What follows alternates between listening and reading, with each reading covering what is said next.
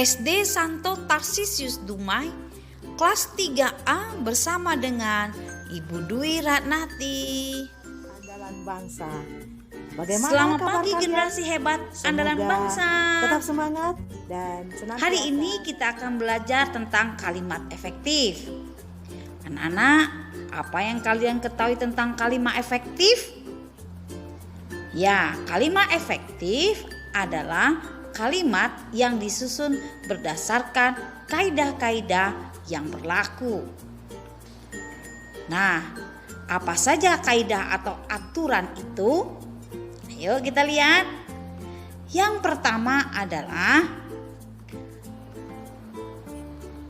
menggunakan ejaan yang berlaku. Kedua, menggunakan tanda baca yang tepat. Dan yang ketiga, menggunakan kata baku. Syarat kalimat efektif adalah 1. Mengandung unsur-unsur penting dalam sebuah kalimat.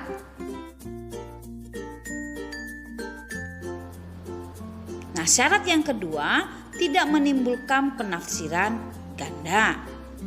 Sedangkan syarat yang ketiga, sistematis dan tidak bertele-tele. Sedangkan yang keempat, mudah dipahami. Nah, sekarang kita akan bahas ciri-ciri kalimat efektif. Yang pertama adalah kesepadanan struktur. Artinya keseimbangan antara gagasan atau pemikiran dengan struktur bahasa yang digunakan.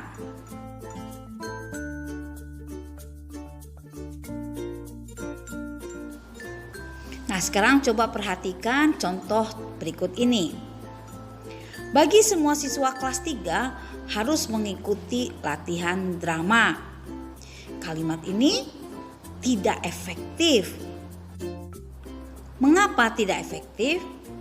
Apabila kalimat ini kita uraikan berdasarkan strukturnya, maka kalimat ini tidak memiliki subjek.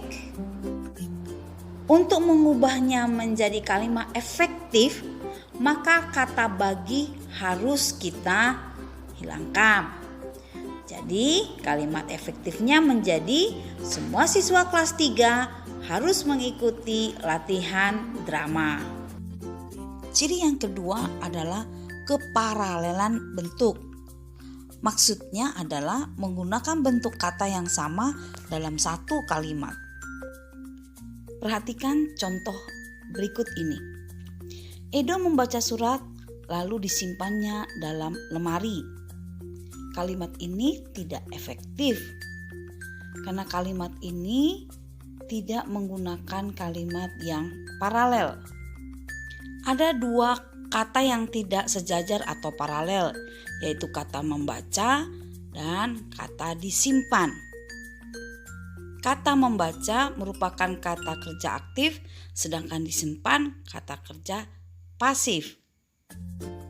Supaya kalimat ini menjadi efektif, maka akan kita ubah menjadi Edo membaca surat lalu menyimpannya dalam lemari. Ciri kalimat efektif yang ketiga adalah kehematan kata. Maksudnya adalah kita menghindari pemakaian kata yang berlebihan, yang tidak perlu.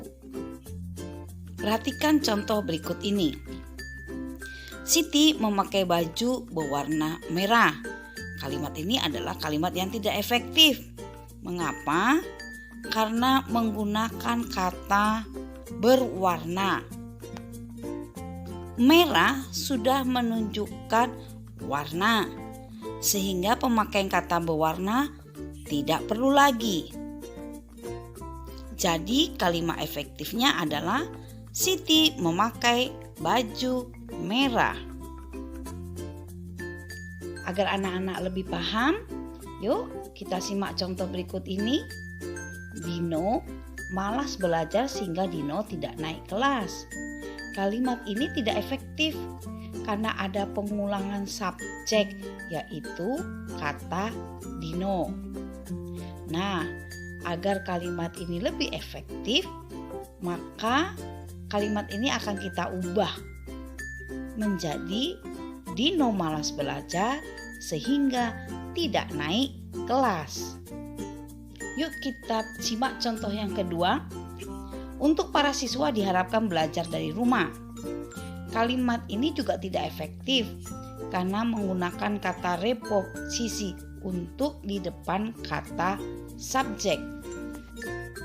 Jadi anak-anak, kita harus menghindari kata reposisi untuk di depan subjek, sehingga kalimat yang efektifnya menjadi para siswa diharapkan belajar dari rumah.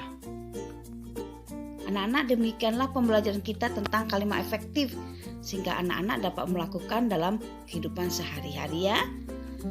Anak-anak, tetap semangat, tetap belajar, jaga kesehatan. Sekian dan terima kasih.